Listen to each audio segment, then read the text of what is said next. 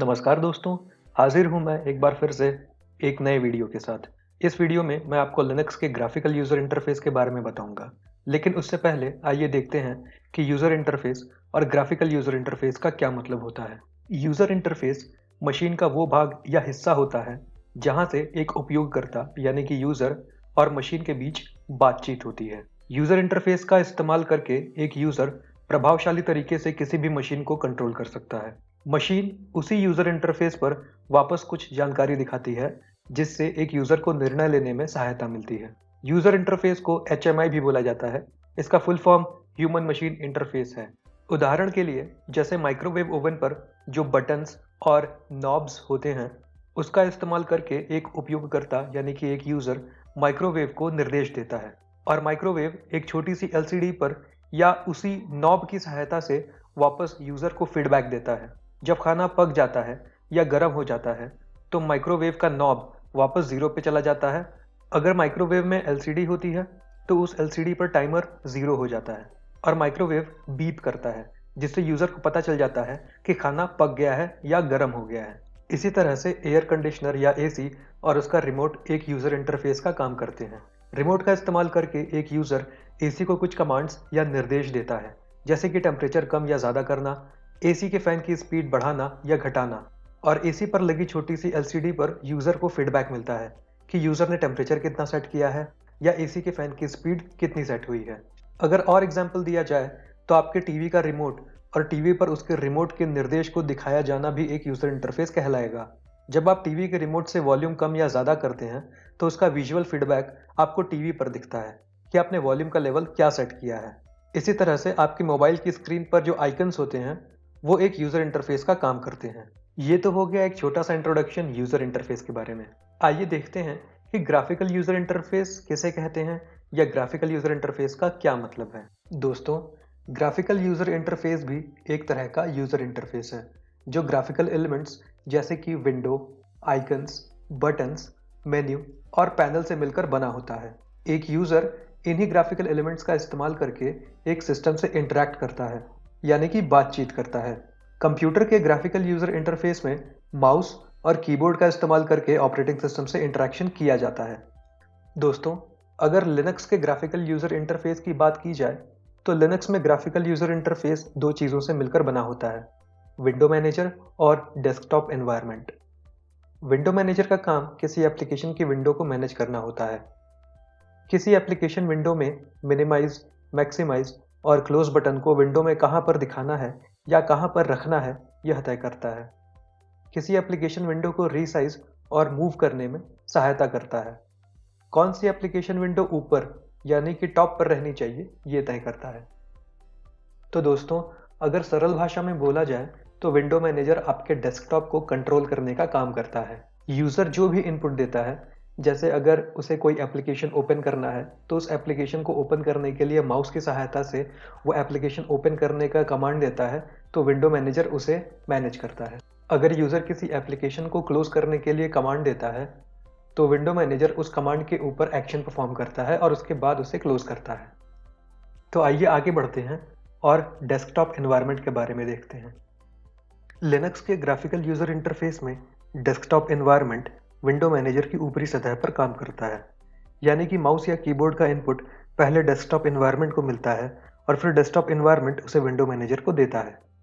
Desktop environment को ठीक तरह से काम करने के लिए विंडो मैनेजर की ज़रूरत पड़ती है।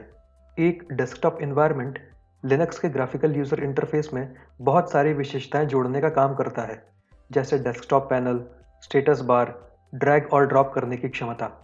इन सब के अलावा डेस्कटॉप एनवायरनमेंट में बहुत सारे आंतरिक एप्लीकेशंस होते हैं, मतलब कि इनबिल्ट एप्लीकेशंस होते हैं, जैसे कि file explorer, text editor, terminal program, email applications जैसे कि थंडरबर्ड, इवोल्यूशन वगैरह वगैरह।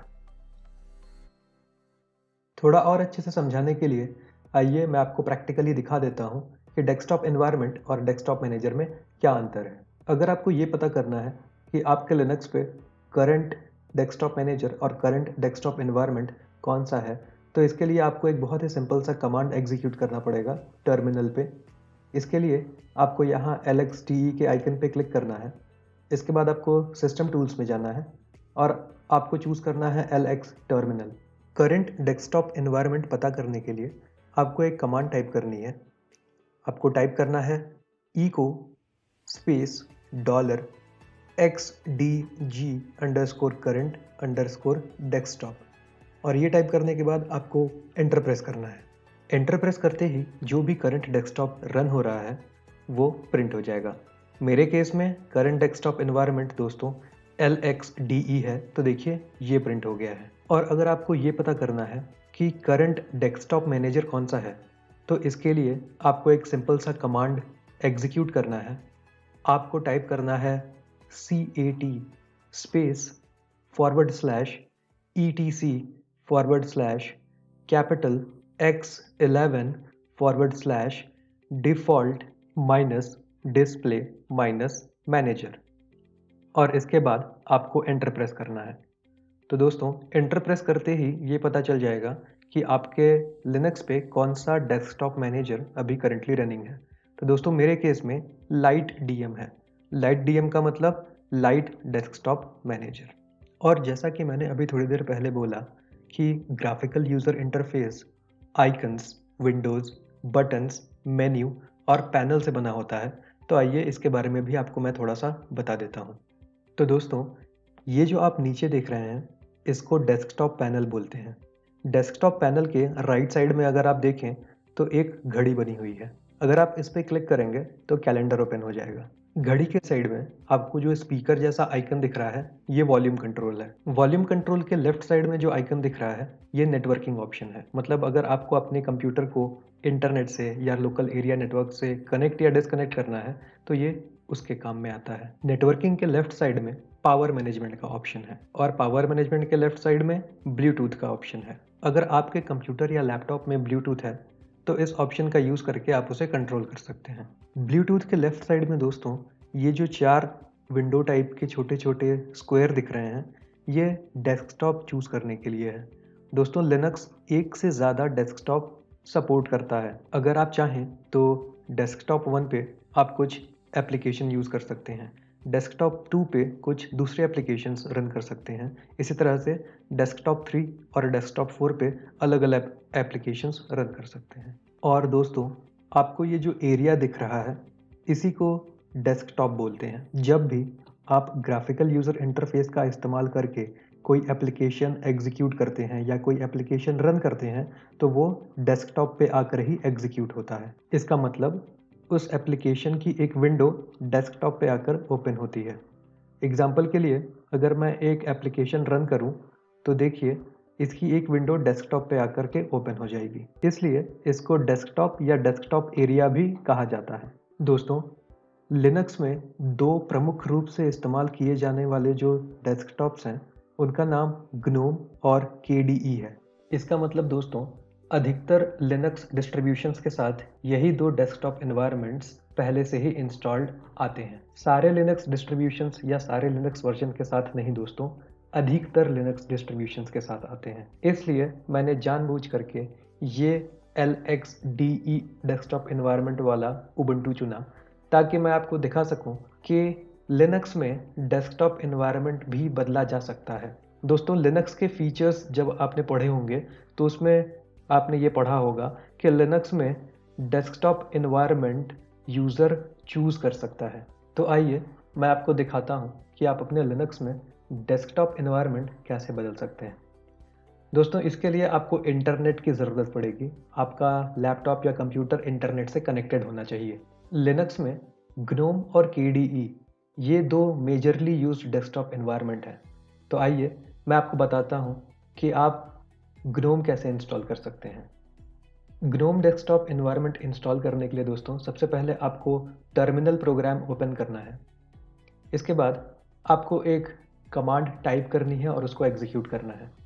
ग्नोम डेस्कटॉप इंस्टॉल करने के लिए आपको टाइप करना है sudo space apt space install space gnome -session -fallback और ये टाइप करने के बाद आपको एंटर प्रेस करना है। इसके बाद दोस्तों आपको अपने कंप्यूटर का पासवर्ड टाइप करके एंटर प्रेस करना है। एंटर प्रेस करने के बाद दोस्तों ये आपसे एक बार कंफर्मेशन के लिए पूछेगा कि क्या आप ये सॉफ्टवेयर इंस्टॉल करना चाहते हैं। तो आप वाई प्रेस करके एंटर दबा दीजिए। इसके बाद ग्नोम डेस्कटॉप एनवायरनमेंट पहले इंटरनेट से डाउनलोड होगा और इसके बाद ये इंस्टॉल कर दिया जाएगा आपके लिनक्स पे। इंस्टॉलेशन खत्म होने के बाद दोस्तों आपको करंट सेशन को लॉग आउट करना है। लॉग आउट करने के बाद यहाँ अगर आप ऊपर देखें तो एक छोटा सा आइकन बना हुआ है en_us के लेफ्ट साइड में, उस पर क्लिक करिए और उसमें से आप ग्नोम ऑप्शन चूज कर लीजिए। इसके बाद अब अपने कंप्यूटर का पासवर्ड एंटर करके लॉगिन करिए तो आपका जो डेस्कटॉप एनवायरनमेंट है वो पूरा बदला हुआ दिखाई देगा। तो देखिए दोस्तों, आपका डेस्कटॉप का पूरा लुक एंड फील चेंज हो गया है। आपका जो मेन्यू था वो ऊपर चला गया है और आपको कुछ नए एप्लीकेशंस भी दिख रहे होंगे। दोस्तों ये ग्नोम डेस्कटॉप एनवायरनमेंट है। ग्नोम का फुल फॉर्म है ग्नूज नेटवर्क ऑब्जेक्ट मॉडल एनवायरनमेंट। दोस्तों आप ये भी सोच रहे होंगे कि मैं बार बार जीनोम को ग्नोम ग्नोम क्यों प्रोनाउंस कर रहा हूँ। तो दोस्तों मैं आपको क्लैरिफाई करना चाहता हूँ कि GNOME का जो प्रोनाउंसिएशन है वो ग्नोम है, जीनोम नहीं है। अब आप ये सोच रहे होंगे कि बुक में तो जीनोम लिखा हुआ है तो मैं ग्नोम बोल रहा हूँ।